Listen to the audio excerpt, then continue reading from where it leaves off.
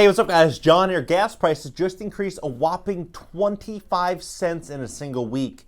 We're now over $5 a gallon. $5 a gallon when just last year we were about $3 a gallon. So we're up about 80% on gas prices from where we were just 12 months ago. And as we begin to transition away from fossil fuels, we all know that $5 gallon, as a national average is going to go to 6, it's going to go to 7, it's going to go to 8.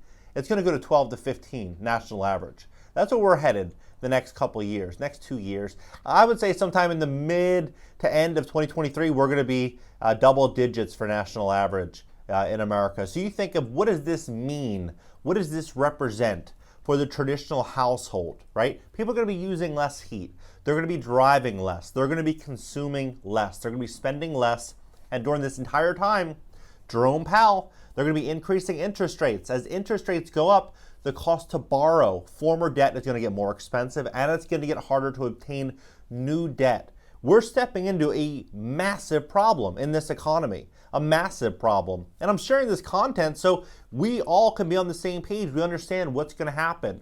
If things are, let's say, 15, 20, 25% more expensive now in the grocery store and every other store, it's because a couple reasons. One, sure, there's more money in circulation. Two, sure, interest rates are very low and people could borrow more money and spend more money. And sure, during this entire period, there's supply chain issues, gas prices were rising, and it costs more to get items from point A to point B, and those costs are passed on to the consumer. Sure, all those things are true, right? But when we have gas prices continuing to rise, 25 cents in a week, it means that this upcoming week, next week, we're going to start to see that reflective of the receipts at a grocery store and everywhere else we go, right? And so if things are going to get more expensive, what do we do that's smart as Americans, as global citizens? What do we do that's going to be smart? A couple things. So one, we have to really, really take a hard look at our finances. A really hard look. I mean, I'm working 15 hours a day. I'm working nonstop. And the reason being is because I know the future is so uncertain. And if we're all not hustling today like there is no tomorrow, I believe that could be a regret down the road. So I don't want to make that mistake, and I'm hustling nonstop. And the reason I'm doing it is because I want options. I want more and more and more options. And that's what I want for all of you, more and more and more options. We'll have to play the long game here. Things are going to get more expensive, and looking at the world based on our current income, realizing that our current income, the purchasing power is going to be a lot different tomorrow than it is today. If we start to see prices continuing to rise, like what would items cost at the grocery store if we go from $5 a gallon to $6 a gallon at the national average, right? What would that look like? What if we went to $8 or $10, right? Because this is where we're going if we're transitioning away from fossil fuels. We're going eventually to these prices. And that's why it's so important, I think, if you can, to double or triple your income. Of course, it's not going to be easy, of course. But if you picked up maybe a side gig, a side hustle, or new career or something, playing the reality, I think that's going to be something that a lot of Americans are going to be forced to do. People are going to be pushed out of retirement because of this. There's no doubt about it. Because how can, a $1,000 Social Security check or, a traditional retirement plan get someone through this current inflation, this current economy, or this economic world that we're living in? How can it happen? It's not going to. We're going to start to see people that were in retirement come out of retirement and start trying to pick up a side hustle at 70 years old. That's what we're likely going to see here. Like this is crazy, right? We're going to see people, that have equity in their houses try to tap into the equity in their houses, but they're going to have to do so at 5.5% interest rate, 6% interest rate, 6.5% interest rate, because as time goes, that's where rates are going to likely be headed. And then they're going to be sitting here holding all this debt on their house, trying to pay it off, trying to bring roommates in and stuff like that. It's where we're headed as a country. This is what's happening. Gas prices surge 25 cents in a week, hitting a record. The average national jumped to $4.87 a gallon on Monday, according to AAA. That's up 25 cents in the past week and 59 cents in the past month. There are now 10 states where the average price of gas is $5 a gallon or higher, with the latest being Michigan and Indiana. Washington, D.C. is above $5. New Jersey, Pennsylvania, Massachusetts are just pennies away. Georgia is the only state with the average gas of $4.30 a gallon. Unfortunately, price could continue to climb. Veteran oil analyst Andy Lippo told CNN he expects the national average at $5.05 in the next 10 days.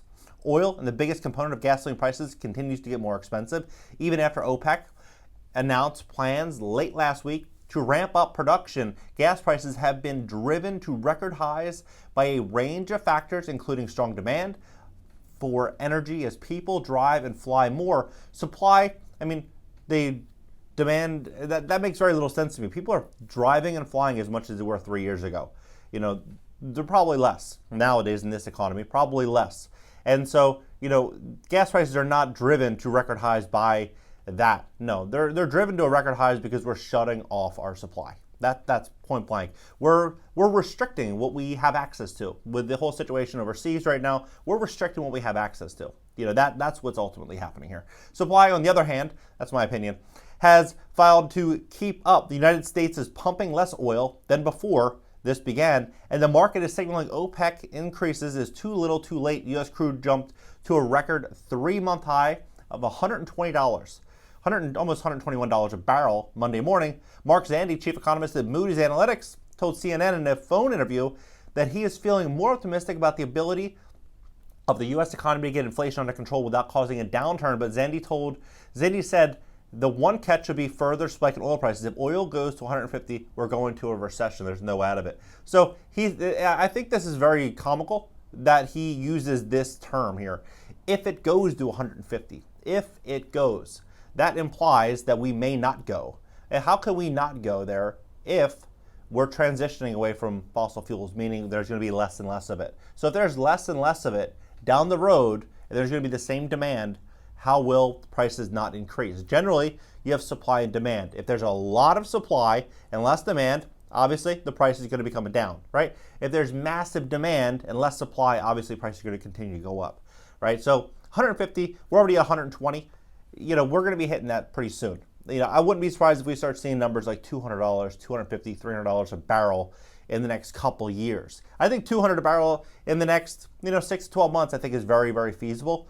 And what this would mean for all of us, that's why I say it's so important to make money, more money, so that you have the options down the road. So I don't know I always ask myself, what are my skill sets? What am I really good at? And I'll write it down on a piece of paper, and then I'll figure out a way, and think of things first, and how can I create as much value as possible for the world?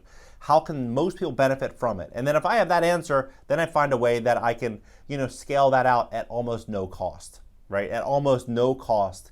And then from there, you can build out, a monetization strategy, right? And I think that everyone should be doing that. Whether you are a teacher, whether you're a plumber, an electrician, it doesn't matter, right? You could be a bus driver, a mechanic, or a yoga teacher. All these things you could teach other people. You could teach people, you could be an instructor, you could do it online. You could get started for zero, nothing, no investment, you could get started, right? With real estate investing, when this stuff hits the fan, this is the big question, that when this hits the fan and interest rates rise, there's no way that property values are not going to be coming down. There's no way insurance costs across the board are not going to be skyrocketing, because it's going to cost more just to bring in the materials to fix the houses, right? Obviously, they're going to pass all that on to the consumer, right? There's going to be labor shortages and supply chain issues continuing as oil prices get more and more out of control and we have more uncertainty in this world. So I think real estate is going to be a really big question mark. I think we're going to see some really, really big questions get answered in that space in the next 6 months.